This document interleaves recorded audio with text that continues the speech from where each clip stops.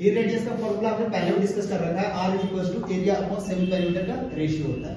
अब इस फॉर्मूले को थोड़ा सा और हम सिंपलीफाई करके देखते हैं। इक्विलैटरल ट्रायंगल के केस में ये फॉर्मूला क्या बनता है और दूसरे कंडीशन में, ये फर्स्ट कंडीशन है, ठीक है, ये मतलब पहली फर्स्ट में देखते हैं। सेकंड में देखते हैं राइट एंगल ट्रायंगल के लिए क्या होगा। तो पहले हम डिस्कस करते हैं इक्विलैटरल ट्रायंगल। इक्विलैटरल ट्रायंगल आप सबको पता भी होगा कि एरिया का फॉर्मूला होता है √3/4a²।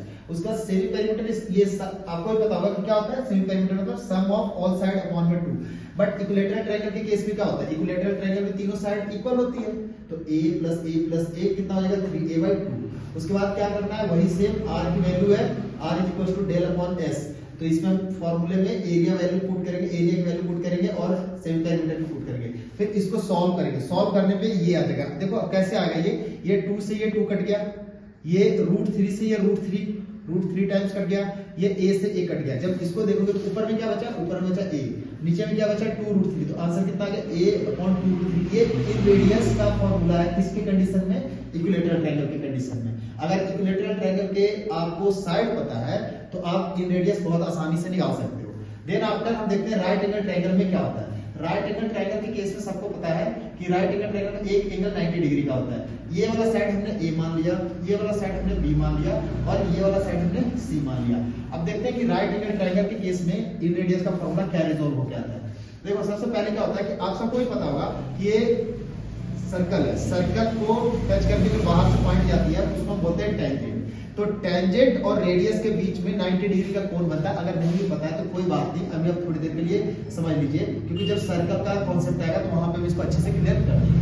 तो ये रेडियस और टेंजेंट के बीच में जो एंगल बना 90 डिग्री का। अच्छा यहाँ देखो ये 90 डिग्री का बन गया, ये सेम यही ये टेंजेंट बन जाएगा, तो ये भी 90 डिग्री का बन जाएगा और ये 90 डिग्री का पहले से है। तो जब आपको ही पता है कि चारों एंगल का सम क्वाड्रिलेटरल में 360 होता है और 3 एंगल का सम हमें पता है 3 एंगल्स 90 90 90 के, तो चौथा भी कितने का हो जाएगा, 90 का ही होगा। और दो कॉन्सेक्यूटिव साइड अगर सेम लेंथ के हो ना, दो कॉन्सेक्यूटिव साइड लगातार दो साइड सेम लेंथ के हो, तो ये इसके अपोजिट साइड ये आ जाए, इसके अपोजिट साइड ये हो जाएगा, इसके अपोजिट साइड। बेसिकली ये कह रहा हूँ कि दो अपोजिट साइड अगर सेम लेंथ हो तो वो जो क्वाड्रिलेटरल बनेगा ना, वो क्वाड्रिलेटरल बनेगा स्क्वायर।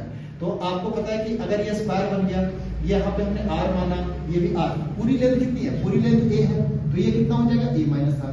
सिमिलरली ये पूरा लेंथ कितना है, पूरा लेंथ यहाँ तक b है, ये r है, तो ये कितना बच गया b - r।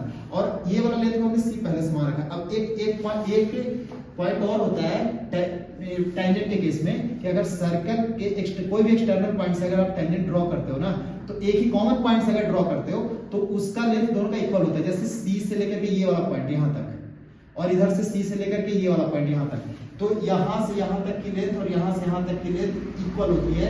आप आई थिंक सबको ये बात पता होगा। अगर नहीं भी पता है तो जब सर्कल पढ़ेंगे तो यहाँ पे हम इस पॉइंट को अच्छे से देख लेंगे। तो ये कितना बचा a - r, तो ये भी कितना हो जाएगा a - r। देखो इसी सेम चीज, यही सेम कॉन्सेप्ट इधर भी लग रहा है।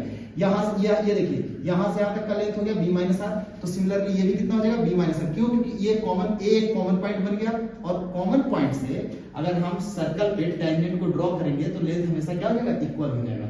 और यहाँ से यहाँ तक AC तक हमने पहले से कितना मान रखा है, c मान रखा है। अब देखते हैं इक्वेशन बना के c को क्या हो जाएगा, c क्या आ जाएगा, ये यहाँ तक c की कितना है, यहाँ से यहाँ तक, ये लेंथ कितना आ गया b - r, ये लेंथ कितना आ गया a - r। दोनों को ऐड कर देंगे, c का टोटल लेंथ आ जाएगा। अब देखो a + b आ जाएगा, a + b - r -2r आ गया। हमने क्या किया, -2r को इधर भेजा, c को उधर शिफ्ट कर दिया, तो a + b - c और इधर आ गया कितना 2r। तो r की वैल्यू कितनी हो जाएगी, 2 को डिवाइड करेंगे तो a + b - c / 2। अगर आपको तीनों साइड पता है ना, राइट एंगल ट्रायंगल में आपको तीनों साइड पता है, तो आप आसानी से ये फॉर्मूले की हेल्प से इन रेडियस कैलकुलेट कर सकते हो।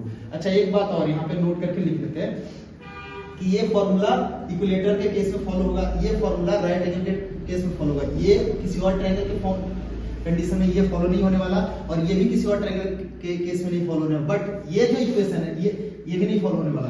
बट ये जो फॉर्मूला है ना, ये सारे जितने भी तरीके के ट्रायंगल बनते हैं उस सब में अगर इन रेडियस फॉलो करना आपको निकालना है तो ये फॉर्मूला हर जगह लग जाएगा, ये फॉर्मूला हर जगह लग जाता है। Thank you.